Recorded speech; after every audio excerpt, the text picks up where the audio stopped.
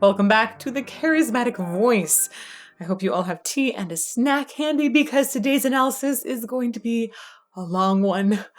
Y'all have been begging for this for nearly a year, so it is finally time to do the epic, massive song by Rush, 2112. Let's get to it.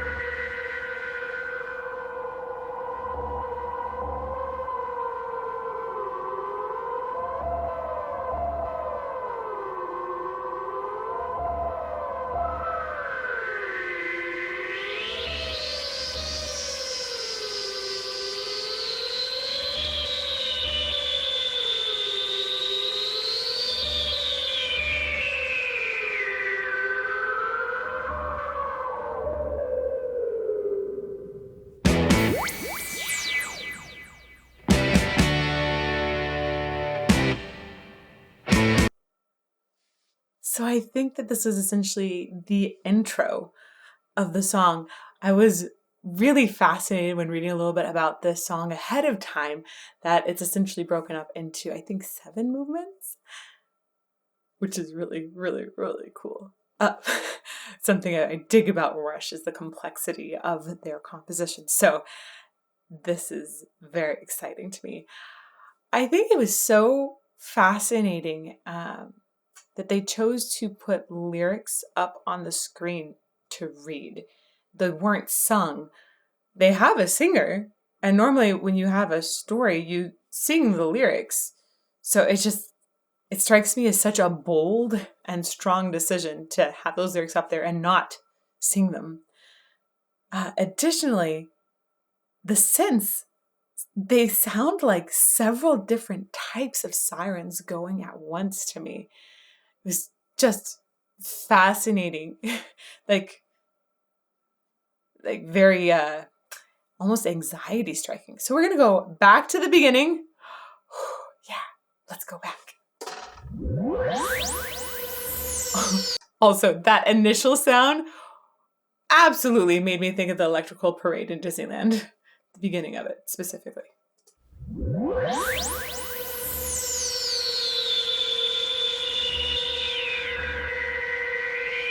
Right? There's some spacey synths that are kind of going back and forth, lots of air in those ones in particular.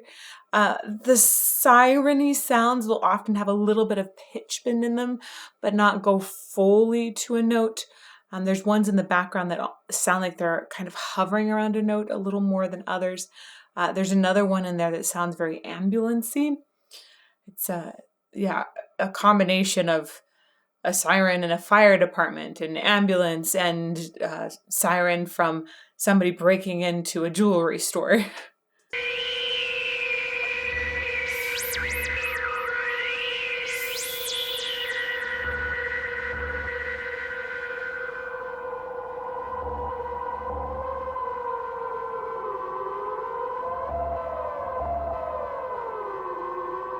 And that sound almost sounds like a European siren to me. Lots of siren-y things.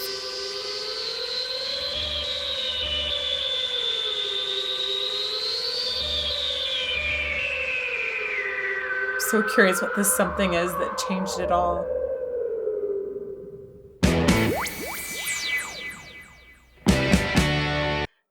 It's just a really sudden shift there. And even though I knew it was coming the second time, it still gave me a little goose, you know? Yeah, it's very abrupt.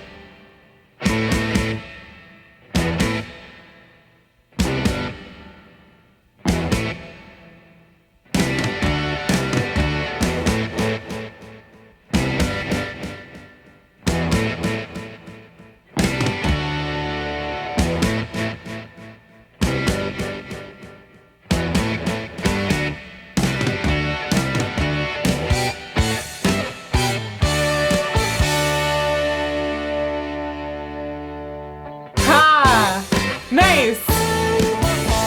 I was wondering how I was going to be able to follow along with the movements, and it looks like we have 7 little circles here. I'm guessing that's going to change, maybe, as we go along. This is the overture. The doubling the echo, essentially, effect on the track was really interesting because it sounded like it was running away. It was very, very deliberate. Doesn't exist there, right?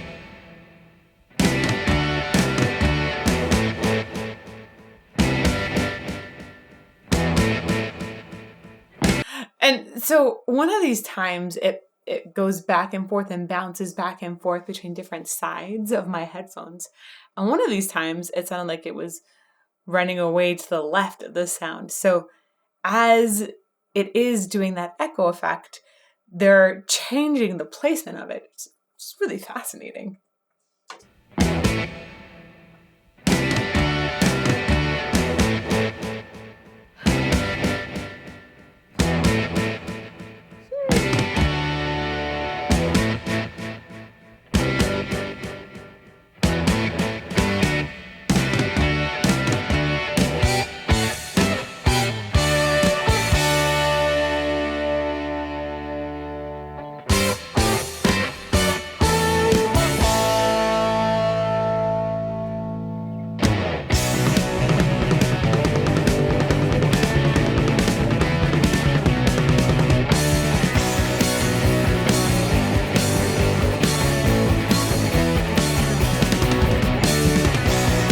I'm going to go back and listen for something here.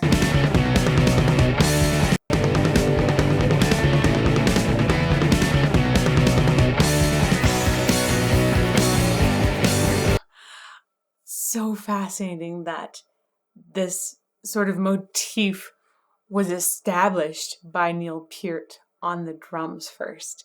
It feels to me like something that would be found perhaps the first time on a guitar, but it's established on the drums, and you hear a lot of use of tonality of the toms on the drums especially. Oh, that's really cool.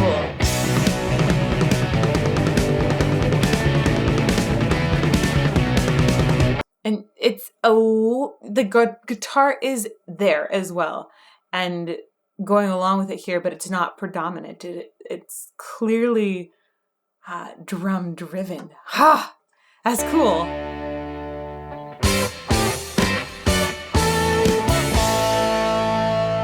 I like the unexpected timing there as well.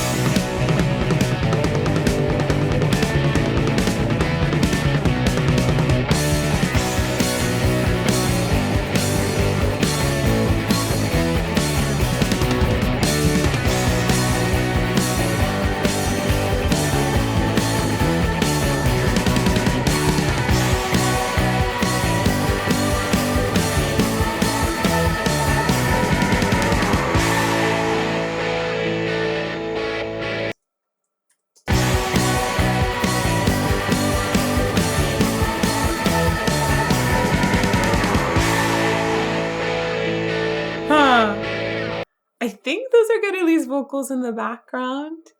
I like the way that they're slowly creeping in. I definitely feel like we were being set up for a very epic piece. And there's an interesting whoosh kind of sound that's happening, and it almost sounded vocal to me as well.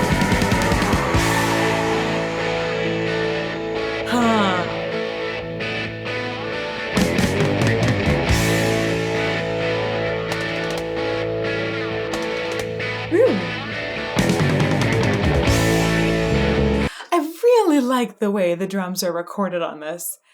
I don't know what they've done to make them feel so vibrant and crunchy, almost like I could reach out and touch the drum kit.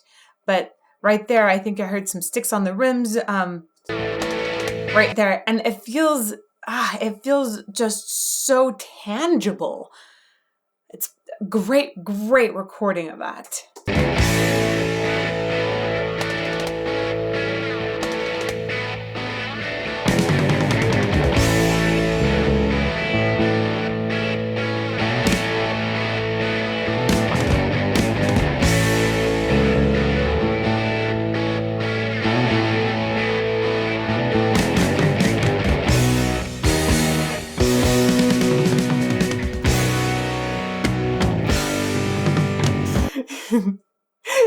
some really unexpected harmony.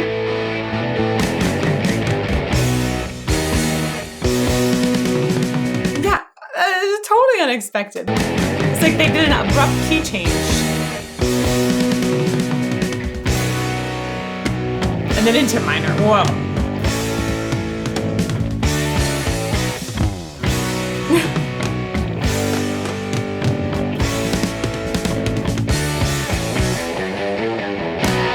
I love knowing that all of the sound is just coming from three guys. There's a lot of complexity in there. And at the same time, a lot of cleanliness. Just, I think, featuring different ways you can use instruments, different fun sounds and tonalities you can get from them. I especially have been drawn in by Neil Peart's playing. It's so cool to hear him approach different aspects of the drum kit and mess with that for a bit. It feels to me like he knows how to make drums sing, essentially. It's really cool.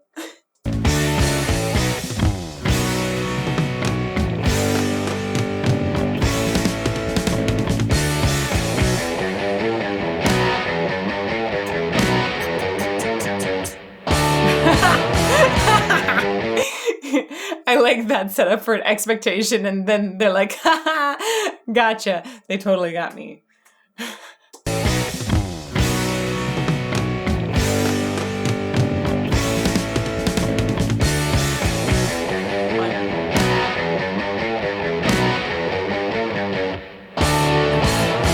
So they do it essentially 3 times in a row, and then the 4th time they don't do it, which makes me feel like I've been duped in a really fun, like, haha, jokey, kind of nice musical way.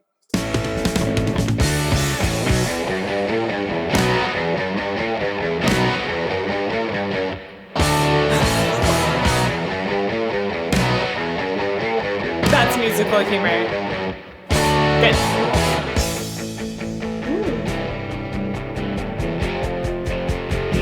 Ooh, I feel like some singing is about to happen.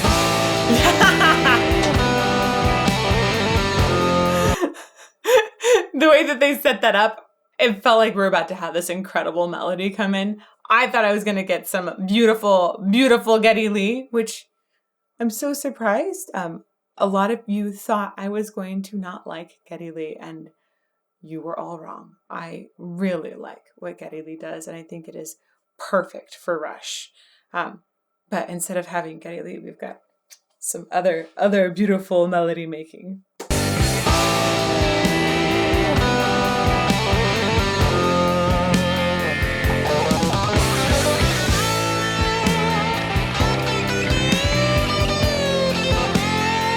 So I think that's Alec Lifeson coming in there on the guitar. It's so funny. The very first sound could be ow. The way he plays with the distortion of the guitar and the tonality of it, it does feel almost vocal as well. Oh man. Oh, that's going to be my big compliment for the day, I think, when things feel vocal to me when they're actually instrumental and it feels like an instrument is singing. Back for it.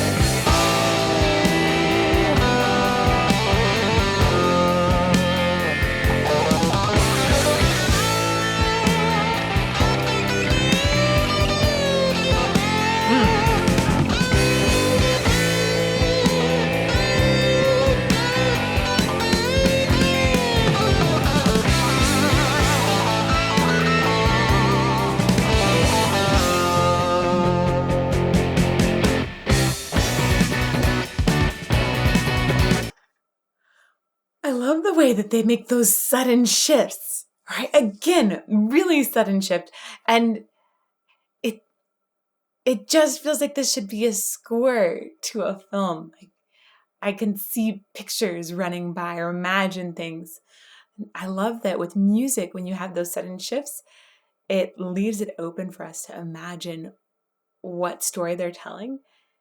And that makes it so our imaginations can run wild. If we're watching a film, we might feel a really strong impact from a specific story, but this way, each person is able to personalize, individualize the story that's being told in the music.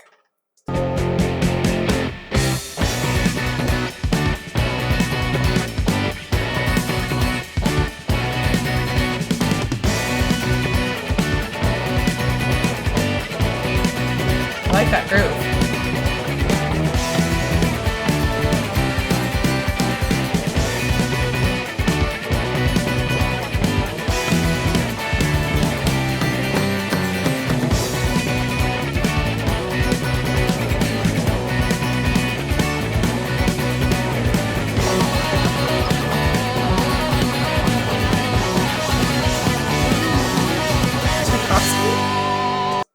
Isn't that I think that's a reference to a Tchaikovsky piece in there.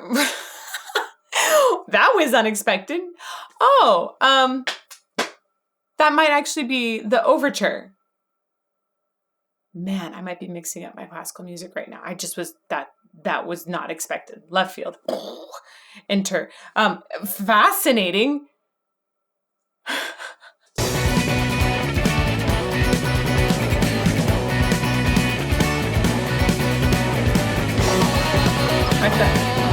And you essentially are working in two different keys at this point. You have like a bitonality that's happening because the quotation of the song is in one key that is different from the key that they've set up with the instruments before it comes in.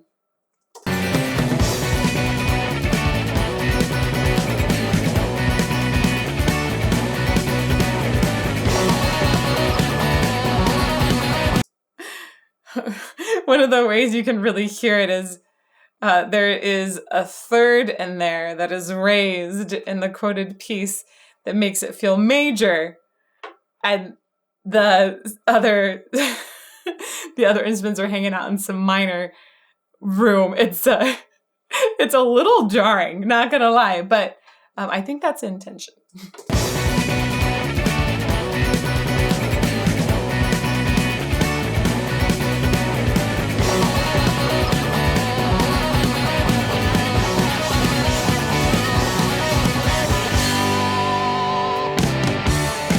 Oh, it's so fascinating. Oh, boom, boom, boom, boom. 4 booms. They do meld together in some spots with those tonalities, so it's just a fun way that they've brought them in there. I feel audibly twisted.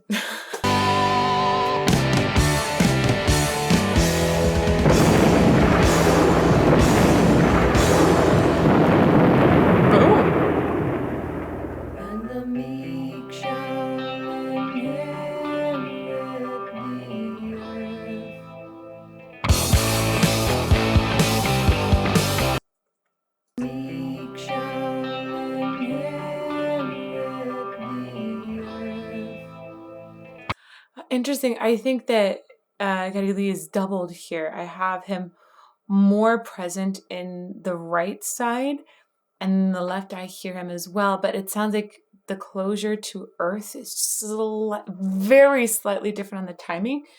So it could be that was done in production. But my guess is that he recorded that line twice.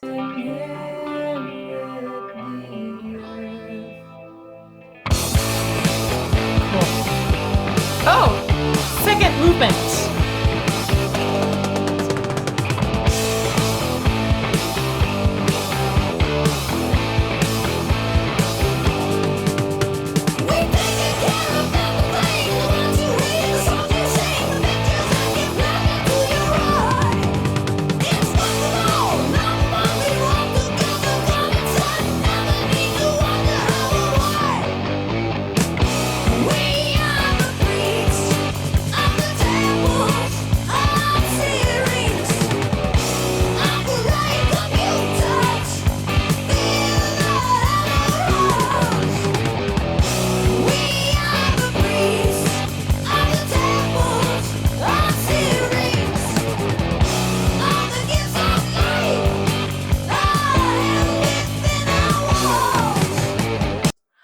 I super dig this visualization to go along with the song.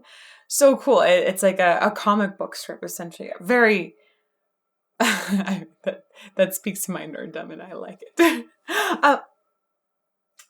There were several fascinating things in here. So I'm going to go back and try and catch them as they're going by. I might have gone back too far. I think, let's go for it. There we go. That's so pretty. Oh, he's got a guitar in his back. It's like a Jedi with a guitar. Sweet.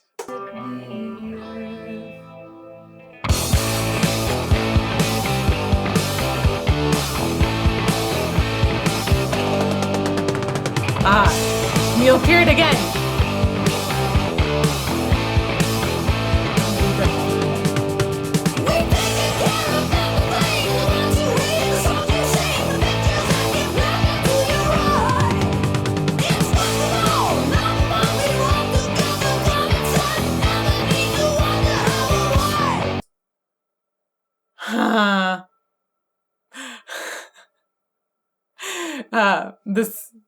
Oh man, the situation they've set up grates on me so hard. I hate censorship. I hate it. Which makes sense because I love expression. I love vocal expression in particular, right? But just the way that music can express all of the things we feel. I hate it when people aren't allowed to listen to music in a certain country for some reason or another, or that books are not allowed. I can't stand it. So anyhow, the setup of this and this world that they've created, I think, is totally fascinating. Our books, our music, our work and play are all looked after by the benevolent wisdom of the priests. Ooh, cringe. And I like that Geddy Lee's voice comes in here and has so much authority and that bit of an edge to it. So I feel that authoritativeness in his voice that says, I'm going to see after everything that you possibly could ingest.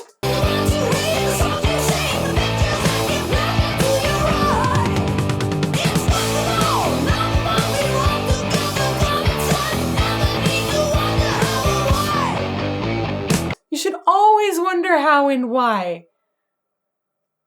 Always wonder. Okay, sorry. Stopping again. I know. Oh my goodness, this video is going to be so long.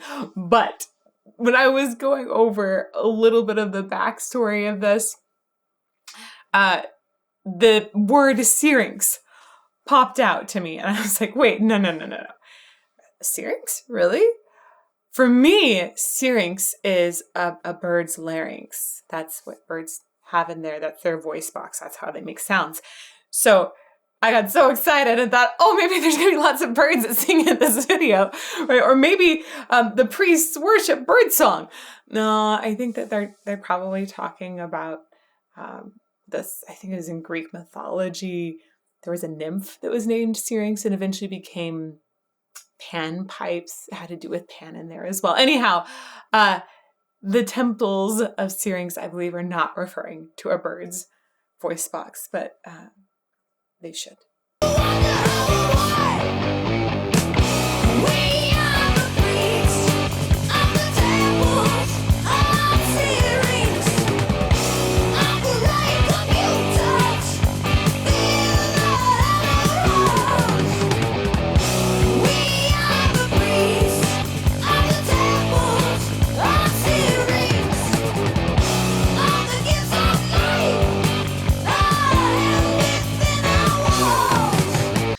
Really like the way that Geddy Lee goes up to life and tosses it off. Reminds me very strongly of Dio. I never can get enough Dio. I feel it's so impressive how he's able to stay in this area of the voice that is very tiring for many people to sing in. And he stays up there. He keeps it kind of somewhat narrow. It doesn't feel like it's pushed, but it feels like it's powerful and focused. And it's also got a little distortion every now and then on it. It's a very effective sound, very focused sound, and it's well produced. Again, all y'all that thought I wasn't going to like Geddy Lee, totally wrong. I think he's extremely impressive.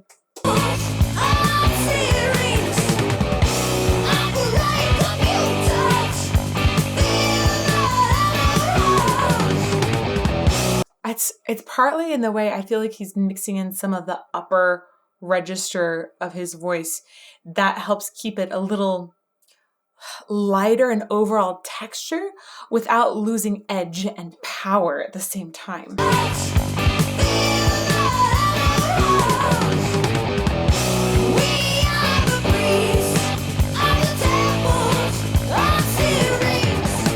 So even when he's doing little scoops up into words, I have a sensation that it's sort of hanging down. There's a feeling of the whole voice hanging off of a higher anchor rather than a lower anchor. And that helps keep some of that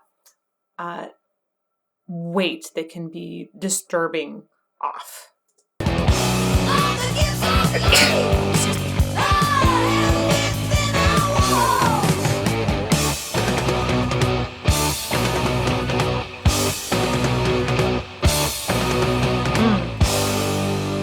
I like this hits.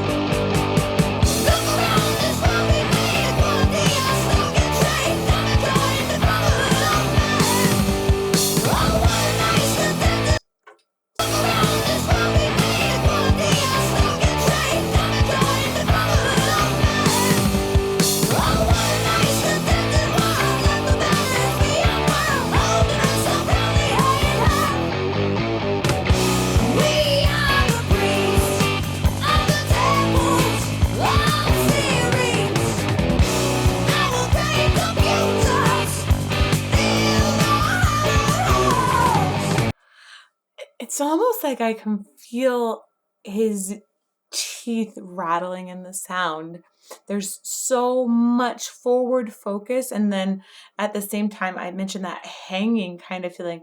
The whole voice feels like it's placed up here. None of it feels like it's here. So sure, when he does a little scoop in, I might get like a little chesty resonance in there. But it has this amazing laser-like quality that is so clear and a great way to cut through lots of very complicated things happening instrumentally. I like that he tosses off steerings there. And even the breaks on hollowed halls, when he breaks, you can hear that there's, again, that anchor that's a little bit higher. Oh, one more time. Yeah. It's great placement.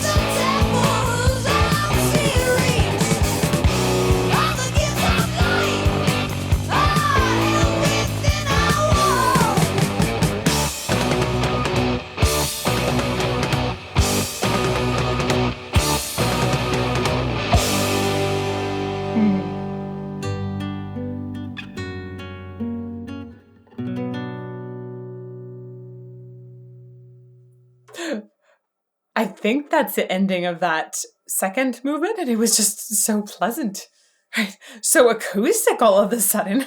Okay, I'll keep going.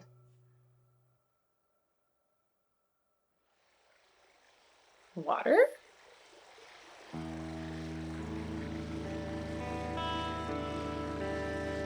Tuning a guitar?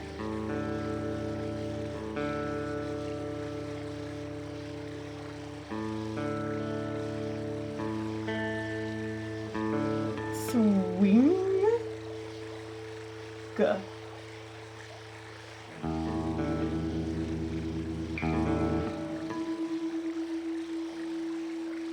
Oh, is that note on top and the like slightly detuning of it is, oh. I like reading these things as they go past and trying to imagine how other people see them. Because I see the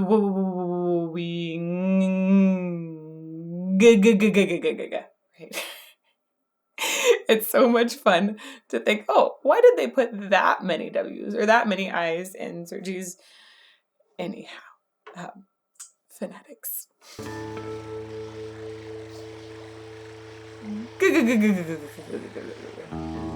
I imagine that the bigger G's are probably higher in pitch.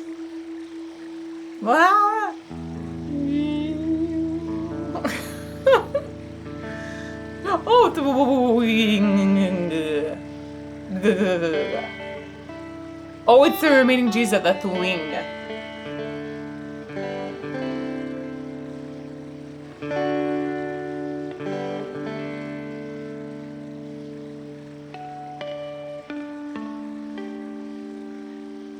Oh.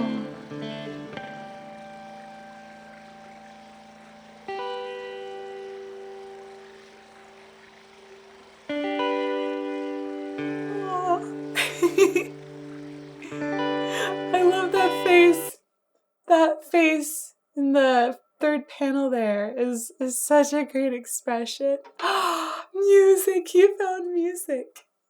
And the ability to create music, which is one of the most glorious things on the planet. Wow. Oh, I love that. That's awesome. Okay. The thwings, I think, must have been the strings vibrating. Makes sense now. String vibrating and tuning. And that's why you have the acoustic nature.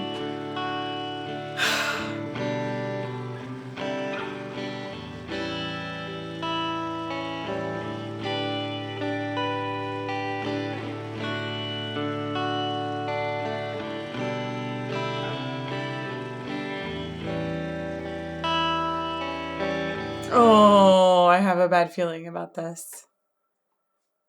Oh, okay. One of the most gorgeous things, I think, in the world is watching kids when they pick up their first instrument and how they might design music.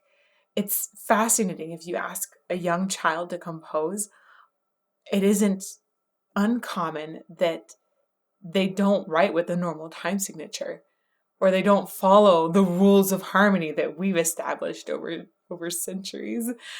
It's so beautiful. So this idea of picking up a guitar, which I'm guessing wasn't available in this society, and the gorgeous discovery of, oh my gosh, this sound, and imagining what he would create that might be totally different outside of anything that you or I have ever heard.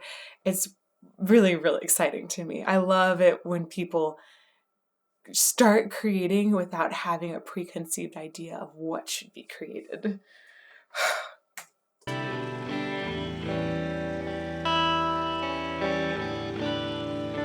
What can this strange device be? When I touch it, it gives forth a sound. It's got wires that vibrate and give music. What can this thing be that I've found? Wow. There's so much tenderness, gentle yet still direct approach to this vocally, and it has much more airiness in the sound. Obviously, I think it's a much softer dynamic. It sounds, if we were to look at just what the dynamic is after it's been produced, it's probably not all that different from the really powerful part that we were hearing earlier, but the entire tone quality is shifted, and I'm guessing that this is a softer sound that was recorded a lot closer to the mic. It sounds closer in my ear, right? It sounds like, I think this is Geddy Lee still. It sounds like he's inches away instead of feet away. What can this thing and give music? That's so pretty. What can this thing be that I've found?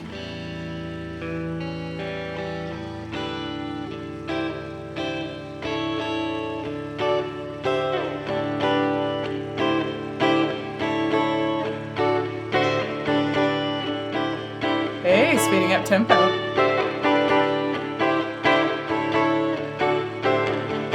It almost sounds like it's even recorded on a different mic. Just want to put that out there.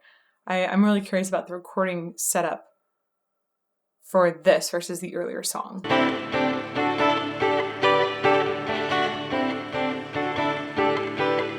See how it sings like a sad heart.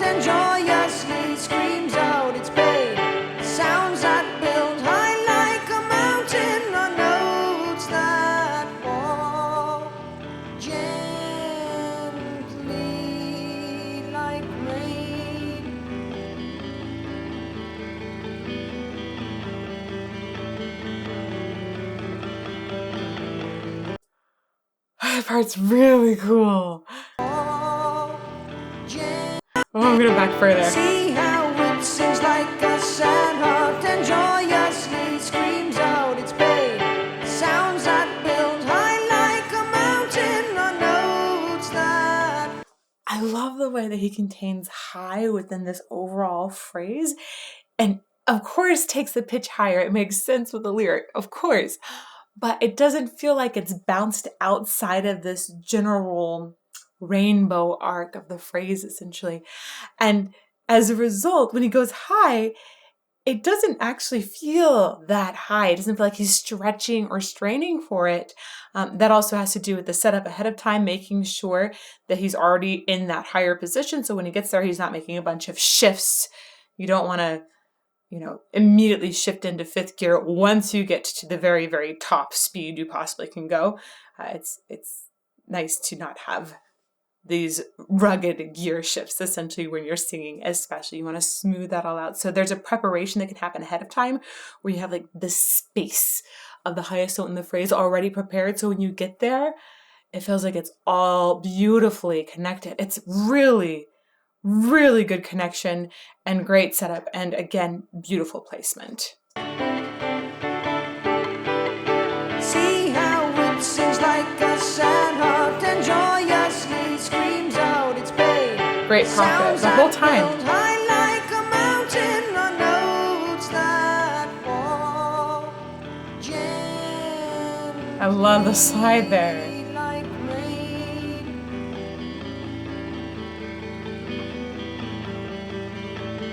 It almost sounds like he kept that in going. That's cool. That's cool. I really like that part. That's my favorite part of the song so far. Neat. I love the mix of the stronger. He's brought in a little more full closure, essentially a little more power, but not tons of power and aggression like we had before. But he's mixed that in with that softer tone. That's really cool. Okay, Gently like rain.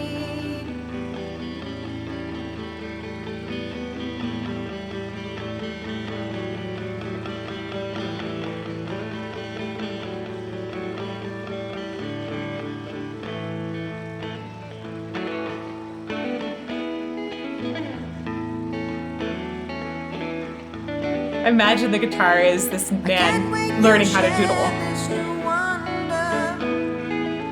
The people will all see its light. Let them all make their own music. The priest praise my name on this night.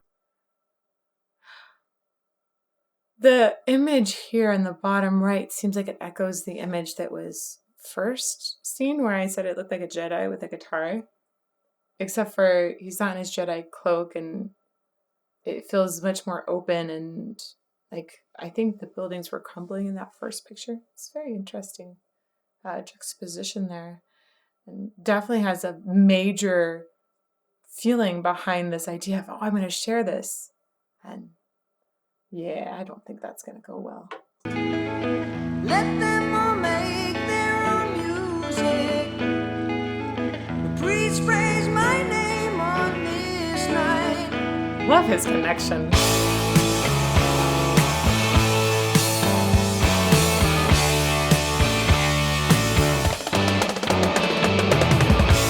Again, great drum recording.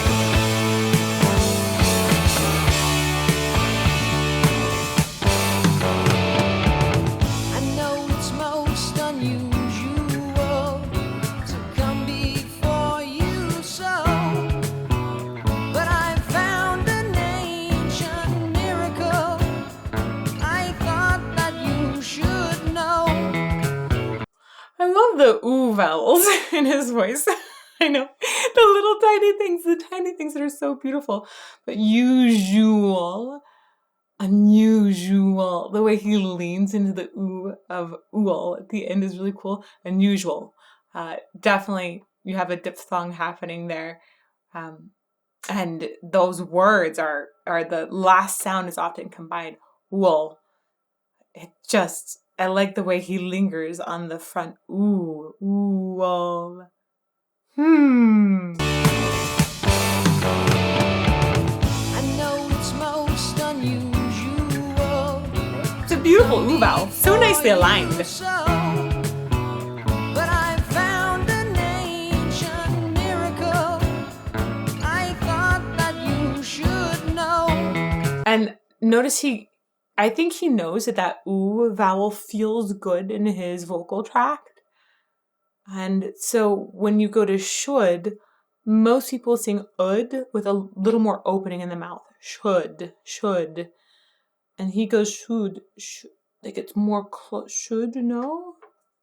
I thought that you should know. Should know. Do you hear that kind of, there's a little bit of tenting essentially, or leaning towards an ooh vowel in should instead of an like W-O-D would. I thought that you should know. Listen to my music and hear what it can do. There's something here as strong as life. Yes. I know that it will reach you. Yes, we know it's nothing new. Just a waste of time. Not no need for ancient ways. The world is doing fine. Yeah. I hate the overlords of this world so much. Disdain. I really like the way that Geddy Lee has set up these two voices, essentially. One that is much softer, has a lot of beauty in it, and then you have this other authoritative, powerful, aggressive sound for the overlords. You. Yes, we know. Ooh, it's also a difference in how they're produced. As strong as life. So we've got, it sounds like just one track, very centered for the man who discovered a guitar. I don't think we've gotten his name at any point, and it said anonymous at the beginning, so I think this is the same anonymous person. I know that it will reach you. Yeah, very central, single track. Yes, we know. And then on Yes We Know, with this authoritative figure, it spreads out in the stereo image. We get it on the sides as well. Definitely feels, it makes sense that this would be an overlord sound because it feels more all surrounding, all seeing, like as if the computer can see everything and is, reading your thoughts. Nothing new. Just a waste of time. Not no need for ancient ways. The world is doing fine. Another toy help destroy. Now the race of man. Oh, this is so cool. I love that we have little asides and these little blocks of text instead of the grateful joy that I expected. They were words of quiet rejection instead of praise, soul, and dismissal. It feels like such a beautiful journal, and it's interesting to also see pieces like cut out of these annotations. It's so cleverly designed. I really like it. Forget about your silly web. It doesn't fit the plan. No, I can't believe you're It's such a crime when people break instruments. It's one of the things that I just hate seeing. You guys have seen this before. Pianos on fire? No. When pianos split in movies, I cringe extra. That's super sad. I can't believe you're saying these things just can't be true. Our world could use this beauty. Just think what we might do. Oh my gosh. the expression on Beauty and the way he goes off of the note is so pretty, and Can't Be is so beautiful. And then Do, the way he leaves that straight, it almost is a question. True. Oh, Well, talk a these little bit. things just can't be true. I love that. Lean into the pitch there to Well, emphasize I it. could use this beauty. The slide Just out. think what we might do. Right, there's like almost a question at Do. Listen to my music. Hear what it can do. There's something here that's as strong as life. I know that it will reach you. As life. I know that Notice the diphthong on this no. It's a combination of a more open sound and a closed sound. Geddy Lee does really well with that closed vowel in this top area. That's like, I think, one of his preferred sounds in this area. E's up there too. So instead of going no, he goes no and holds out the ooh, the more closed part of that diphthong. something here that's as strong as life. I know that it will reach you. Thousand millions further. Oh, we have no work to do. Just think about the average. What use have they for you? So I'd read that this was partly essentially a protest or commentary on the music industry when they wrote it. I think frustration at being a more progressive band and that not being as accepted, right? This is a 20-minute and 32-second song. That's really, really long. I think it took up the whole side of one of their albums.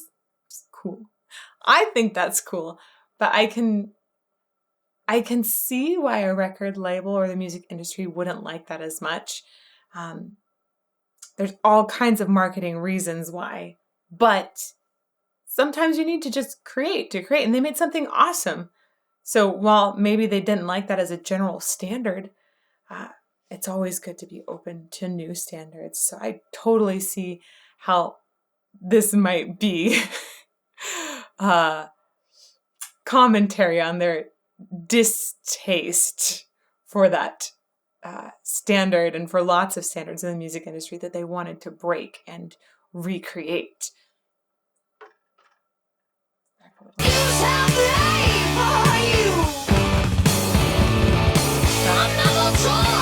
Yeah, it's true. A lot of people want songs that aren't that complicated. They want things that repeat a lot. Sometimes our brains actually really dig tons of repetition, so they'll almost feel like they've gotten a drug by repeating it over and over and over. So it's possible that the average person wouldn't like this so much, though I'm not sure. It's hard for me to talk about what the average person would like in music because I was definitely not in the average music pools growing up, and I don't know how popular Rush was and to like what kinds of people it reached overall. Was this common on the radio to hear? I think probably not, but yeah, I guess I don't have anywhere to talk about where that average person might hear at this time, but I think that this is great music and that average people should hear it. Another toy will help destroy the elder race of man. Forget about your silly will. It doesn't fit the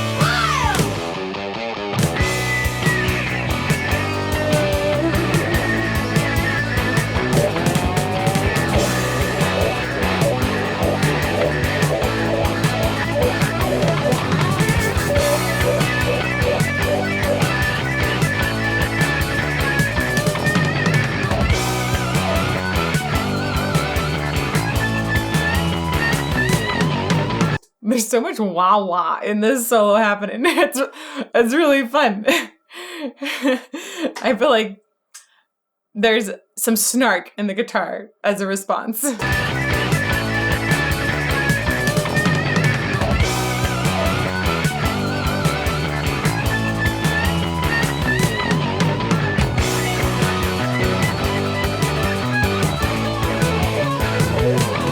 Or maybe running away.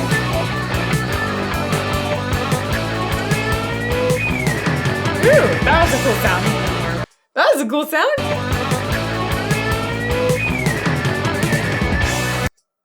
One more time. It almost sounds like the guitar suddenly has whistle tone.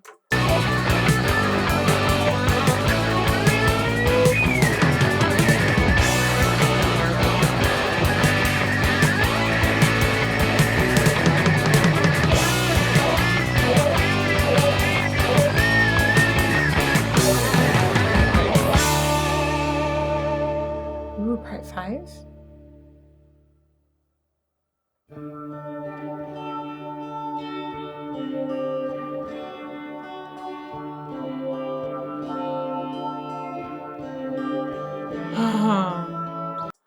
Immediately with this choice of more acoustic music, and I really do wonder if they recorded them in different settings because it feels so different. I can immediately tell that we're not in the same public setting with that authoritative figure. I like the story that's being woven just by the choice of instruments and reverb. It's great. One more time back there.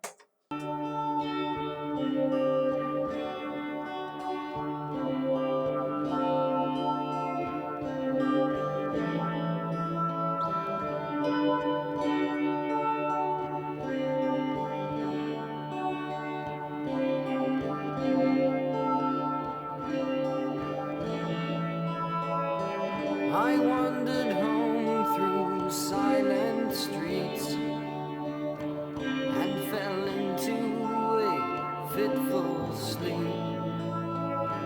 Escaped to realms beyond the night. Dream, can't you show me light? Ooh, there's an interesting effect at the end of light there.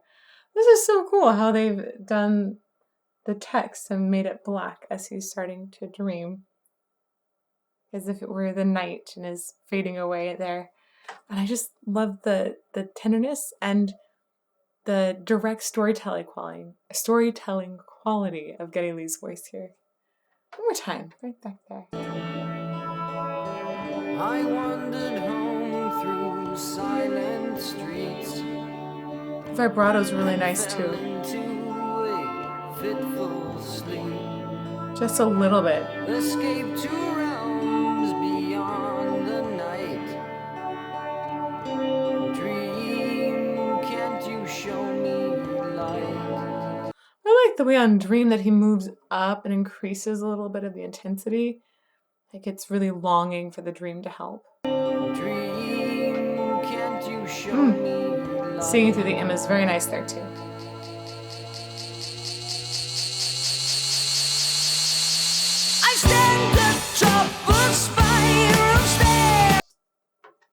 That is a fun transition. Dream, can't you show me light?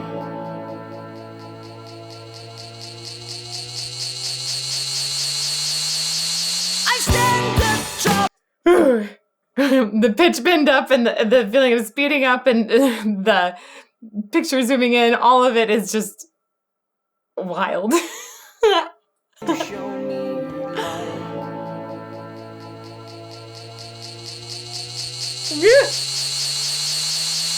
I stand atop a spiral stair, and Miracle confronts me there.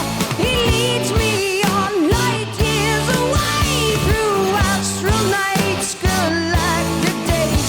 I see the works of gifted hands that grace the strange and wondrous land. I see the hands of men arise with hungry minds.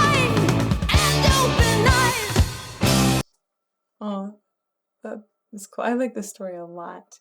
I love his voice usage here. You can really tell the way he's distinguished different characters, right? There's so much power in this part without necessarily feeling very aggressive. There's a clean power here. Every now and then there's a tiny bit of distortion that starts to happen in the voice. I like the way he uses vibrato. Some gifted hands that grace the strange and wondrous land.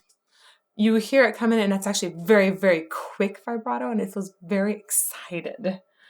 It's good like the days I see the works of gifted hands that grace the strange and wondrous land. I see the hands of men arise with hungry mind and open eyes.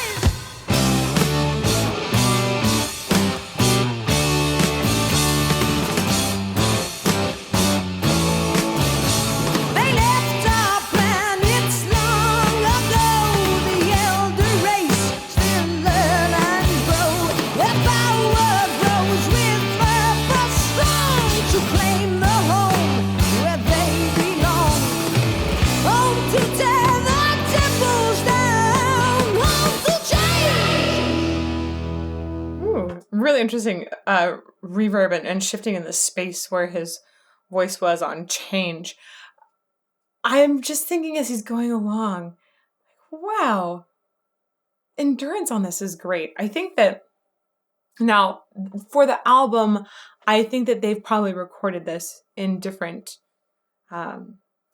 sessions, but Rush was playing live for a long time, and the ability to again stay in that really high pocket that is extremely difficult for a lot of men to sing in, the ability to stay up there, bring in power to the voice without it being extremely tiring it's very impressive.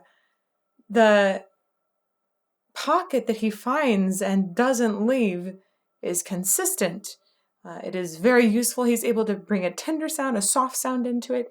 He's able to bring an aggressive sound into it, a powerful sound, a clean sound, a distorted sound. There's a lot of different things he can do within this range that is just a beast for most people to sing in. It's very impressive.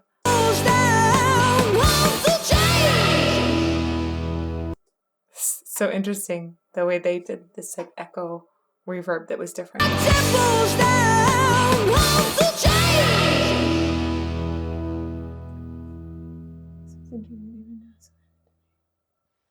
Ooh, cool blurry effect of the dream going away. Back to water. Part 6.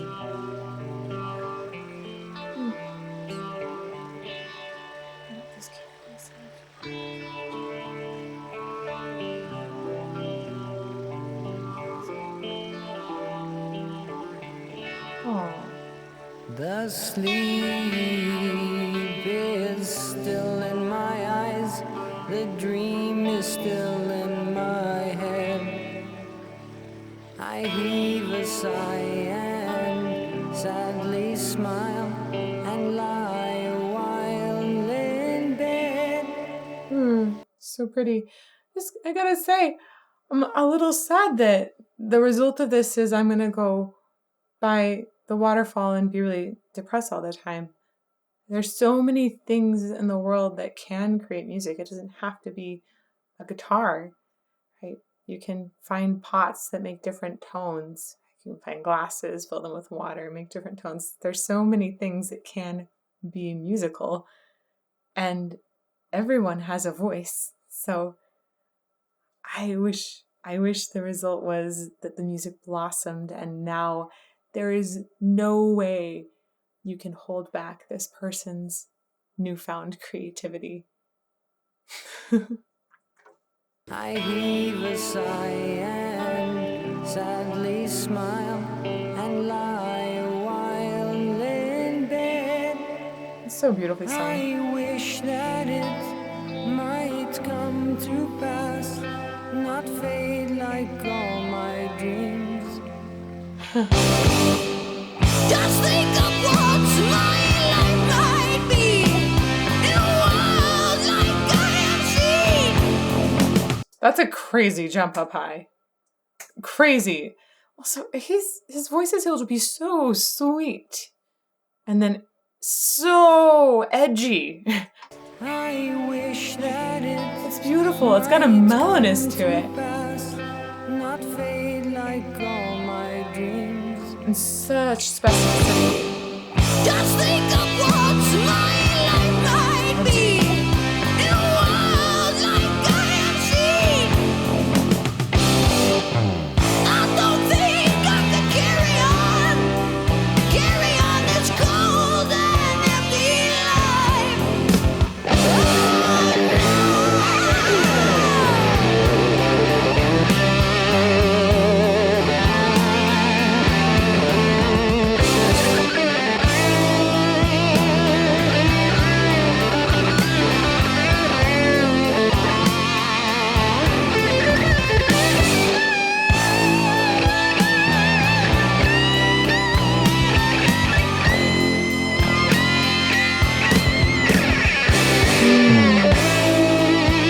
That feels like absolute wailing of a guitar. I like the way I think that the guitar is essentially crying for him at this moment.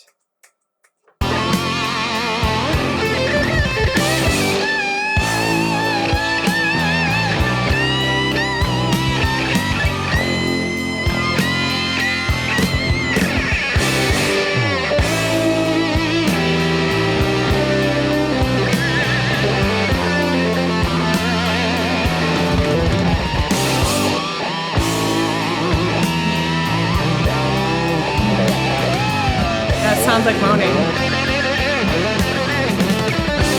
My spirits are low in the depths of despair. My lifeblood spills over.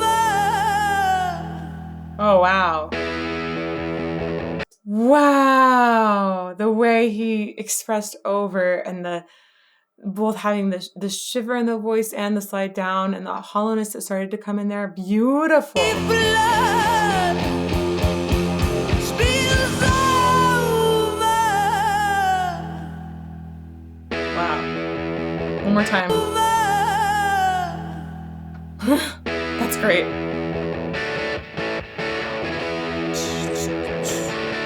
Yeah, groove.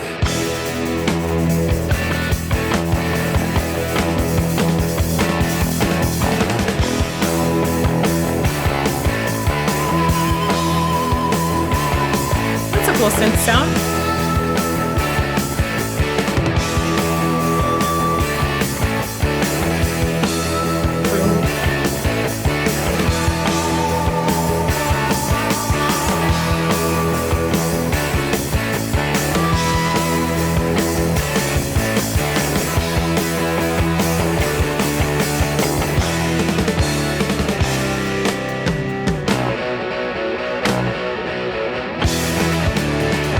So it looks like he's been saved by these bombers that are destroying the other civilization. Saved from tyranny, perhaps? Perhaps? Boom!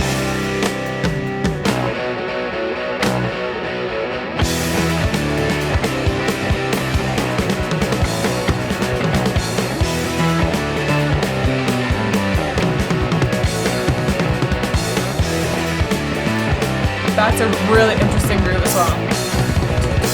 Ooh.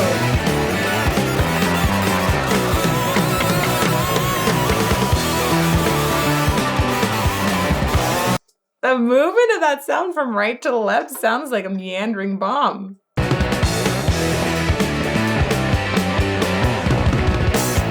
I like that part when you'll hear it as well.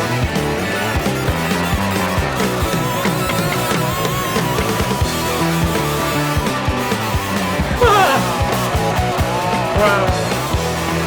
Oh, back here now. Whoa. Wow, they're playing with panning so much.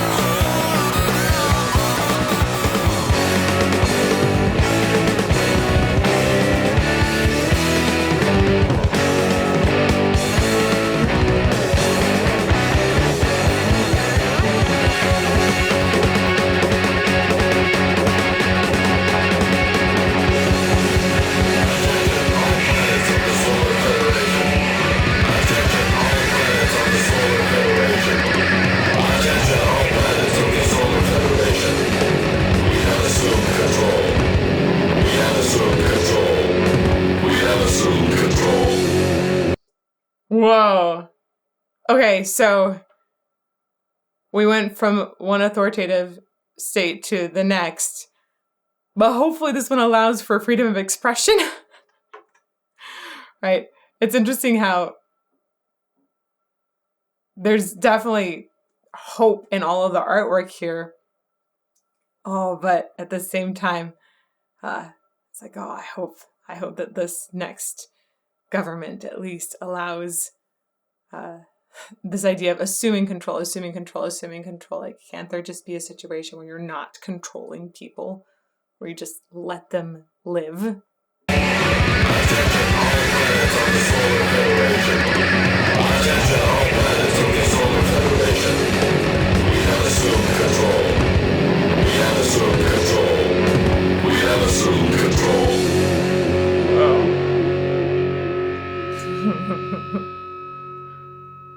Wow. I love the way that this overall feels like a great symphonic work to me. It has to do with those movements and the way that they're so distinct from each other, yet so complicated as well, and a lot of the compositional choices, and the way that they've told this story throughout. It's almost like Peter and the Wolf or the Carnival of Animals. There's an amazing through line and a very touching story. I feel that it is very poignant about the need for freedom of expression, which is a great thing. So thank you to all of you for this recommendation. It was indeed a long song, but it really didn't feel like it was that long to me. It was just very capturing the whole time. Plus, I really like getting to hear all of those different facets of Geddy Lee's voice. If you'd like to see some more analysis still of Rush, you can check out some of the early videos that I've covered in this playlist over here. And may you fall more in love with music every day.